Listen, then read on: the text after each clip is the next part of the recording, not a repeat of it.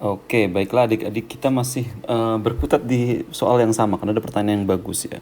Jadi ini adalah soal tentang tekanan hidrositas yang sebelumnya kita bahas di video yang sebelumnya. Nah, sebenarnya rumusnya seperti udah kita ketahui, yang namanya tekanan hidrositas tadi rumusnya itu adalah rho kemudian G atau H. Kita baca biasanya rogoh.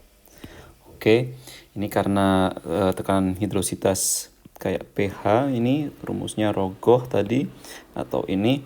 Nah, kita sekarang coba kalau misalkan, karena biasanya yang namanya soal ujian tuh dibalik-balik ya.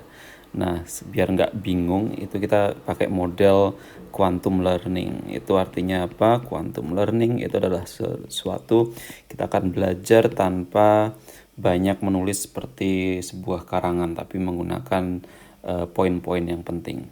Jadi, pertama kita gambar seperti ini. Ini adalah pH atau tekanan hidrositas. Untuk mendapatkan pH, kita perlu 3 hal, yaitu H atau kedalaman air, kemudian G atau gravitasi, kemudian rho atau massa jenis air. Nah, 3 komponen ini harus dipenuhi, dan bagaimana cara mencarinya itu juga bebas nanti macam-macam. Oke, kemudian kalau rumusnya quantum learning, rumusnya dari pH ini tadi adalah rho, G, dan H. Semua harus dipenuhi komponennya. Kemudian kalau ditanyakan berapa kedalaman saat ditemukan yang lain, misalkan yang ditanyakan adalah H. Oke, pertama kita harus tahu dulu komponen-komponen lainnya sudah dipenuhi atau belum. Ada G, ada rho, ada VH. Udah ada. Nah, kalau sudah ada semua, kita akan menggunakan konsep yang namanya A kali B sama dengan C kali D, seperti ini kan. Kalau misalkan yang ditanyakan adalah B, A-nya akan pindah ke sini, dia menjadi pembagi. Nah, rumus seperti itu.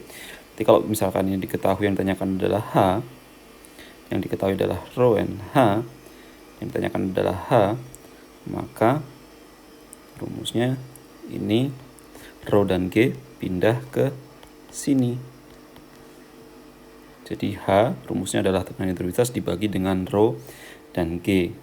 Karena kenapa? Karena ini dia pindah ke sini. Kalau ke bagian sisi kiri dia menjadi pembagi. Nah, oke, kalau misalkan kemudian diketahui adalah tekanan hidrositasnya 30.000 Newton per meter kuadrat. Oke. H-nya tidak diketahui. Rho-nya tadi diketahui adalah 1000 per kilogram. 1000. Kemudian G-nya ada 10. Ya udah tinggal dibagi aja. Set. Kosong-kosongnya dibagi. Hanya menjadi 3 meter. Oke, seperti itu ya. Cukup simpel, dan mudah-mudahan kalau ada yang belum jelas bisa tanyakan di kolom komentar. Terima kasih.